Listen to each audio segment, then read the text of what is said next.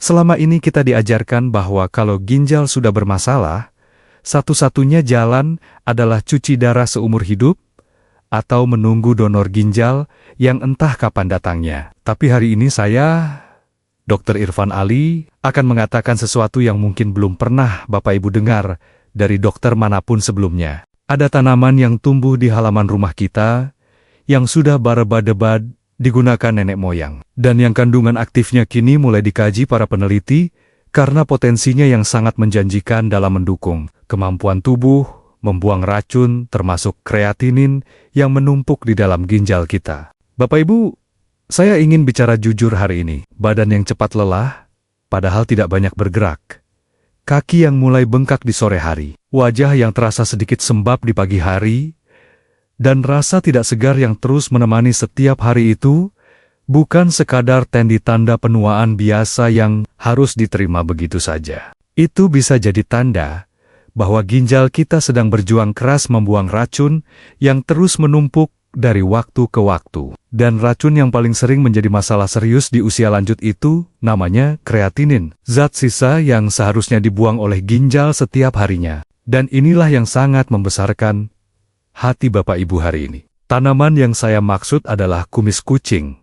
Tanaman cantik yang bunganya menyerupai kumis kucing panjang itu. Bukan akarnya dalam arti harfiah, tapi seluruh bagian tanaman, termasuk daunnya, yang sudah lama dikenal dalam tradisi herbal Nusantara, dan kini mulai banyak dikaji kandungannya. Hari ini kita akan bahas bersama cara memanfaatkannya dengan benar, pelan-pelan, dan penuh kasih sayang untuk Bapak Ibu sekalian, yang saya cintai dan doakan setiap harinya. Nah, sebelum kita masuk ke bagian yang paling berharga hari ini, saya ingin mengajak Bapak Ibu melakukan sesuatu yang sangat bermakna. Tolong tuliskan di kolom komentar sekarang kalimat ini. Gagal ginjal bukan vonis mati. Saya masih punya harapan.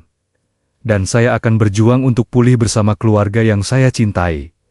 Tuliskan itu sebagai pernyataan, kekuatan dan komitmen Bapak Ibu.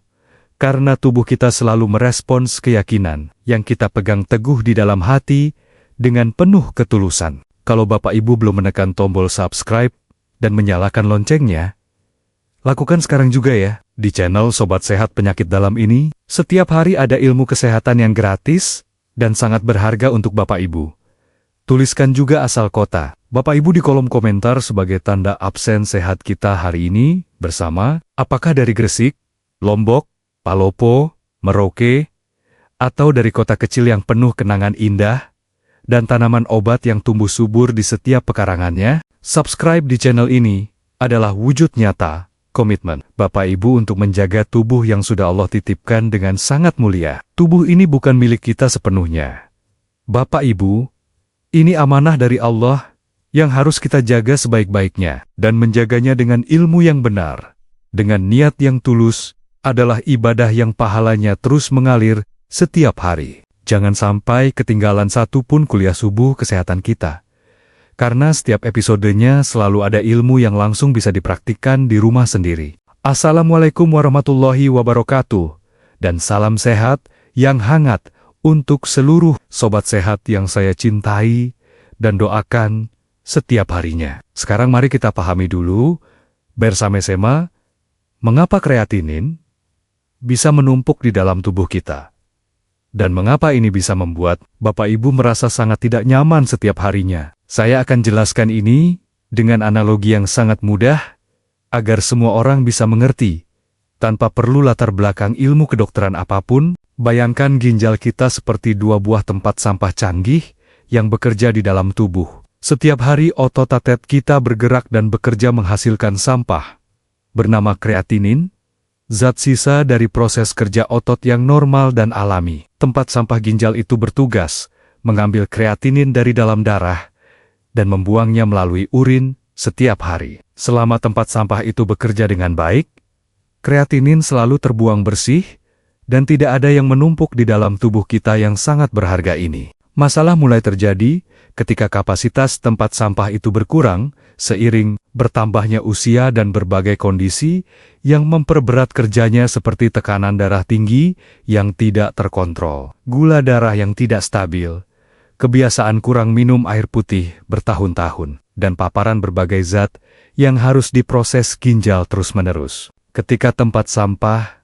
tidak bisa mengangkut semua kreatinin yang diproduksi tubuh setiap harinya. Kreatinin itu mulai menumpuk di dalam darah dan beredar ke seluruh tubuh sambil menebarkan efeknya yang merugikan. Ketika kadar kreatinin dalam darah mulai meningkat di atas batas normalnya, tubuh Bapak Ibu akan mulai memberikan sinyal-sinyal yang terasa sebagai keluhan sehari-hari. Badan cepat lelah meski tidak banyak beraktivitas karena racun dalam darah mengganggu fungsi sel-sel tubuh. Kaki dan wajah mulai bengkak karena ginjal tidak bisa lagi mengatur keseimbangan cairan dengan baik. Dan nafsu makan pun mulai berkurang karena penumpukan zat sisa itu mempengaruhi sistem pencernaan secara keseluruhan tanpa kita sadari sepenuhnya. Dan disinilah kumis kucing hadir sebagai tanaman yang sangat layak mendapat perhatian serius kita hari ini. Kumis kucing mengandung berbagai senyawa aktif seperti sinensetin, rosmarinic acid, dan berbagai flavonoid yang dalam beberapa penelitian awal menunjukkan potensi sifat diuretik alami yang membantu meningkatkan produksi urin. Dengan meningkatnya produksi urin yang sehat, tubuh mendapat lebih banyak kesempatan untuk membuang kreatinin dan zat sisa lain yang menumpuk itu melalui jalur alami yang sudah disediakan Allah di dalam tubuh kita. Mari kita pelen-pelen melihat lebih dekat tanaman istimewa ini sebelum kita masuk ke dapur bersama untuk menyiapkan ramuannya. Kumis kucing adalah tanaman berbunga yang sangat cantik dan mudah dikenali. Bunganya berwarna putih atau ungu muda yang sangat lembut dan menarik dengan benong-benong panjang yang menjulur seperti kumis kucing yang sedang diam dengan tenang. Daunnya berwarna hijau tua yang mengkilap, berbentuk lonjong dengan tepi sedikit bergerigi, dan terasa lembut namun tidak mudah sobek saat dipegang dengan hati-hati. Untuk mendapatkan manfaat terbaik dari kumis kucing, kita perlu memilih daun yang sudah cukup tua dan berwarna hijau tua pekat, bukan daun yang masih sangat muda dan berwarna hijau muda cerah di ujung-ujung ranting. Daun yang lebih tua mengandung konsentrasi senyawa aktif yang lebih tinggi dibanding daun muda yang belum sepenuhnya matang. Kalau Bapak Ibu memetiknya langsung dari tanaman di halaman, petik daun dari bagian tengah hingga bawah batang yang sudah lebih lama tumbuh dan lebih matang kandungannya. Kumis kucing sangat mudah ditemukan di Indonesia. Banyak yang sudah tumbuh di halaman sebagai tanaman hias, di taman-taman, atau di kebun herbal sederhana di pekarangan rumah. Kalau tidak ada di halaman, toko herbal, apotik tradisional, atau pasar tanaman obat di kota, Bapak Ibu hampir pasti menyediakannya, baik dalam keadaan segar, maupun yang sudah dikeringkan, dan dikemas dengan bersih. Keduanya bisa kita gunakan untuk membuat ramuan, hanya saja takaran yang dikeringkan perlu sedikit dikurangi, karena konsentrasinya lebih pekat dari yang masih segar. Untuk satu kali penyiapan ramuan, kita butuh sekitar 10 hingga 15 lembar daun kumis kucing segar yang sudah dipilih dengan baik. Kalau menggunakan yang sudah dikeringkan, cukup 1 sendok makan penuh saja sudah mencukupi. Sebelum diproses, cuci semua daun dengan sangat bersih di bawah air mengalir sambil menggosok permukaannya pelen-pelen dengan jari untuk memastikan tidak ada debu, kotoran, atau residu apapun yang masih menempel pada permukaan daun yang akan kita rebus bersama air bersih. Sekarang sebelum kita ke dapur bersama, siapkan panci kecil yang bersih dan 3 hingga 4 gelas air putih yang bening. Masukkan daun kumis kucing yang sudah dicuci bersih ke dalam panci bersama air putih tersebut. Nyalakan api sedang dan biarkan air mulai memanas dengan sangat perlahan sambil daun kumis kucing mulai melunak dan mengeluarkan kandungannya ke dalam air. Perhatikan perubahan yang sangat cantik terjadi di dalam panci saat air mulai memanas bersama daun-daun hijau yang istimewa ini. Saat air mulai mendidih pelan, warna air mulai berubah dari bening menjadi hijau muda yang sangat segar dan cantik. Aroma yang mengepul dari panci pun mulai berubah. Ada wangi herbal yang sangat khas dari kumis kucing yang sedikit seperti mint, tapi lebih bersahaja dan lebih dalam, berpadu dengan uap air panas yang hangat dan menenangkan. Dapur Bapak Ibu akan dipenuhi aroma yang sangat alami dan sangat berbeda dari aroma masakan biasa, lebih bersih, lebih segar, dan sangat menenangkan jiwa yang menghirupnya. Kecilkan api. Setelah mendidih, dan biarkan terus mendidih kecil selama 20 menit penuh dengan sabar. Selama 20 menit itu, warna air akan semakin berubah menjadi hijau. Kecoklatan yang cantik dan kandungan senyawa aktif dari daun kumis kucing akan semakin banyak yang larut ke dalam air rebusan kita. Bapak Ibu bisa duduk santai di dekat kompor sambil berzikir atau membaca doa. Menikmati aroma herbal yang mengepul itu sebagai aromaterapi alami yang sangat menenangkan dan menyejukkan hati di pagi hari. Setelah 20 menit, angkat panci dari api dan biarkan air rebusan mendingin selama 7 hingga 8 menit agar tidak terlalu panas saat diminum. Kemudian, saring air rebusan menggunakan saringan kecil yang bersih ke dalam 2 gelas terpisah dengan penuh hati-hati. Hasil saringannya adalah air berwarna hijau kecoklatan yang bening dan sangat cantik. Seperti teh hijau premium yang mewah, tapi dibuat sendiri dengan penuh kasih sayang. Di dapur Bapak Ibu sendiri, tanpa biaya yang berarti sama sekali. Saat Bapak Ibu memegang gelas itu, hangatnya terasa sangat nyaman di telapak tangan. Dekatkan ke hidung dan hirup aromanya, pelen-pelen, sebelum diminum. Aroma kumis kucing yang hangat dan herbal itu sangat menenangkan. Membawa perasaan bahwa kita sedang memberikan yang terbaik untuk tubuh kita dengan penuh niat dan ketulusan. Saat seteguk pertama menyentuh lidah, rasanya ringan.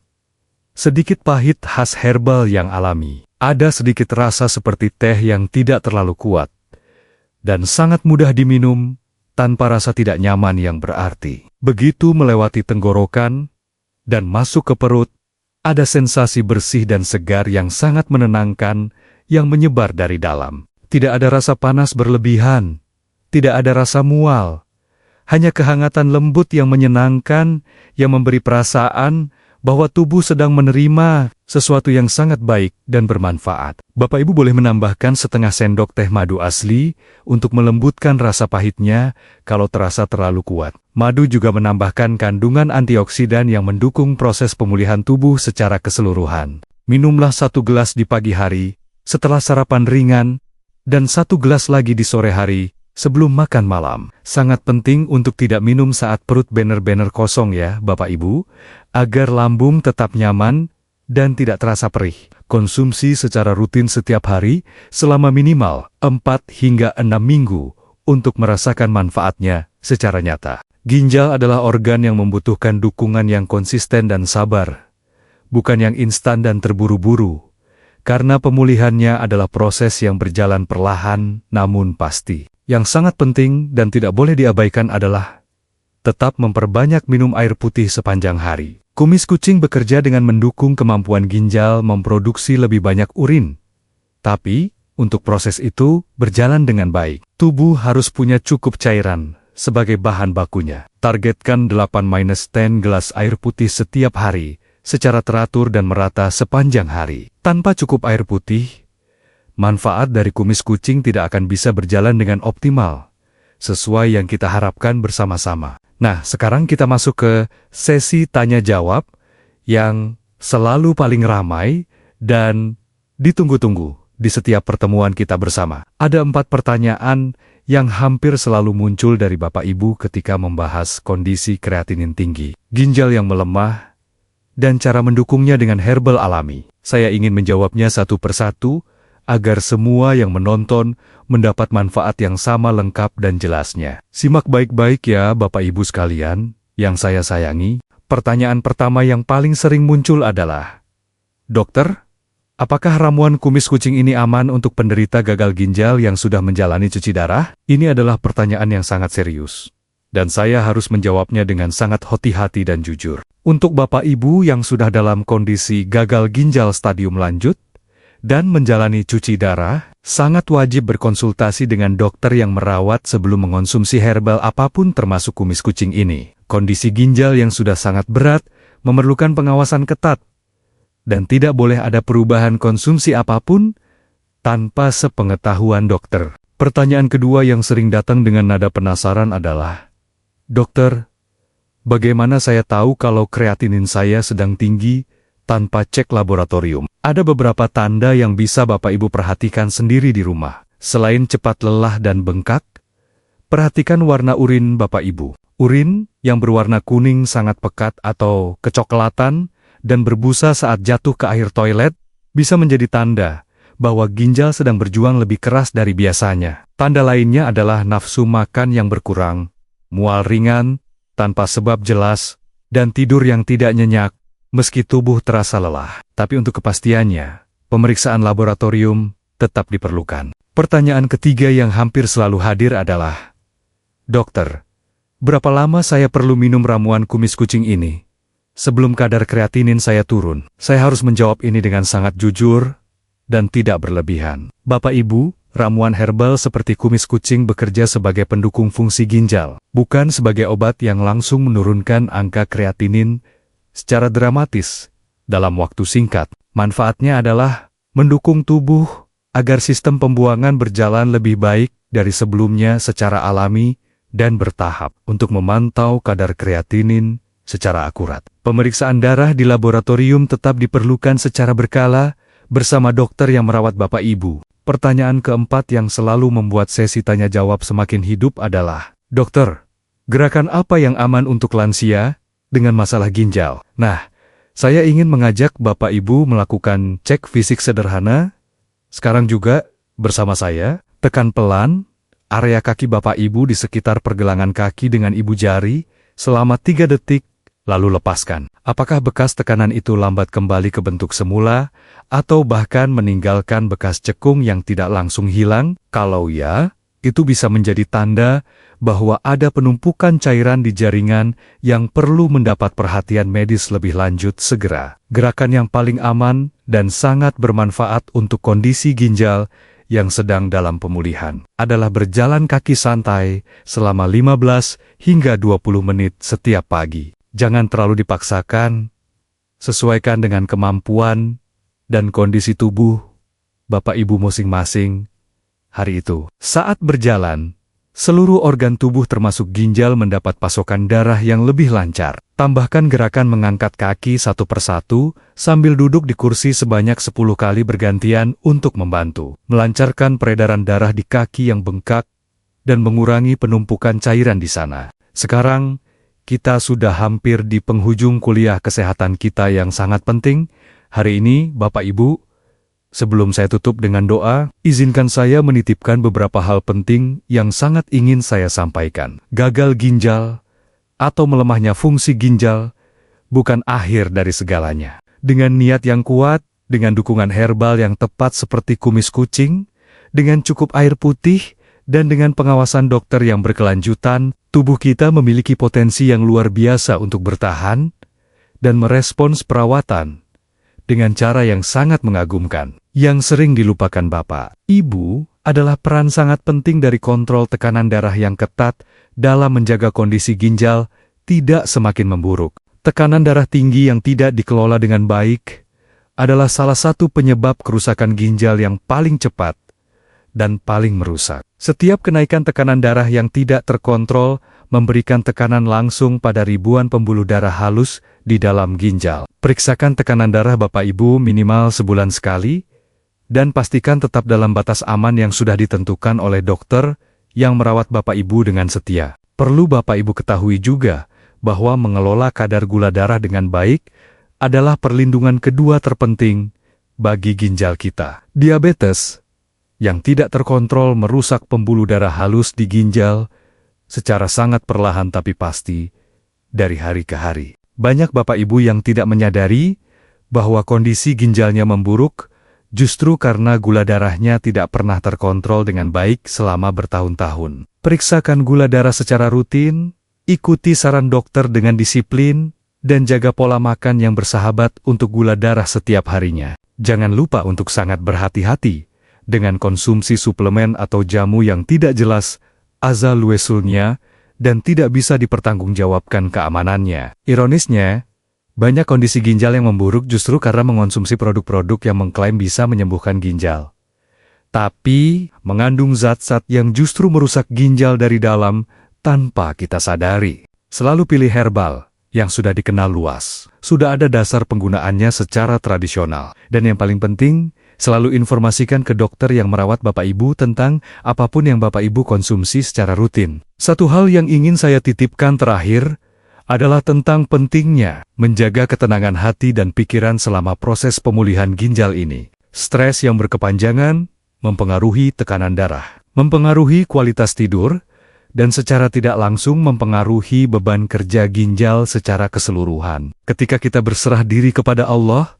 yakin bahwa setiap penyakit ada obatnya, dan menjalani ikhtiar dengan sabar dan tulus, pikiran kita menjadi lebih tenang, dan tubuh pun merespons dengan lebih baik terhadap semua perawatan yang kita lakukan dengan penuh kasih sayang kepada diri sendiri. Nah, sobat sehat yang saya cintai dan selalu saya doakan, saatnya kita menutup kuliah kesehatan kita yang sangat penting hari ini. Jangan biarkan ilmu ini berhenti di Bapak Ibu saja ya. Bagikan video ini ke grup WhatsApp keluarga, grup arisan, grup pensiunan, atau grup pengajian sekarang juga. Karena mungkin ada saudara atau sahabat yang sedang sangat cemas dengan kondisi ginjalnya, dan membutuhkan harapan baru yang bisa mengubah cara pandangnya. Bahwa gagal ginjal bukan vonis mati yang harus diterima dengan pasrah, tanpa melakukan apapun. Dengan membagikan video ini, Bapak Ibu sedang melakukan sedekah ilmu yang pahalanya tidak akan pernah putus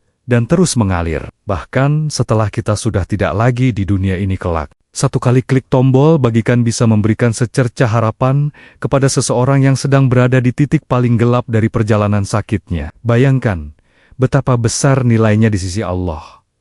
Untuk Bapak Ibu yang mau berbagi dengan hati yang tulus dan penuh kepedulian kepada sesama yang sangat membutuhkan harapan dan informasi yang menyelamatkan ini. Sebelum saya akhiri, izinkan saya memanjatkan doa yang sangat tulus dari lubuk hati saya yang paling dalam untuk Bapak Ibu sekalian. Ya Allah yang Maha Menyembuhkan dan Maha Pengasih, pulihkanlah ginjal Bapak Ibu yang sedang berjuang ini. Bersihkanlah darah mereka dari racun dan zat sisa yang menumpuk. Kembalikan fungsi penyaringan mereka kepada kondisi yang lebih baik dari sebelumnya. Berikan mereka kekuatan untuk bersabar dalam ikhtiar, keyakinan bahwa Engkau Maha Menyembuhkan, dan kesehatan yang cukup untuk terus beribadah dan menikmati setiap hari bersama keluarga yang mereka cintai. Amin, ya Robbal Alamin. Terima kasih sudah menemani saya hingga akhir hari ini, Bapak Ibu yang sangat saya sayangi, dan selalu saya doakan kesehatannya setiap hari. Saya Dr. Irfan Ali,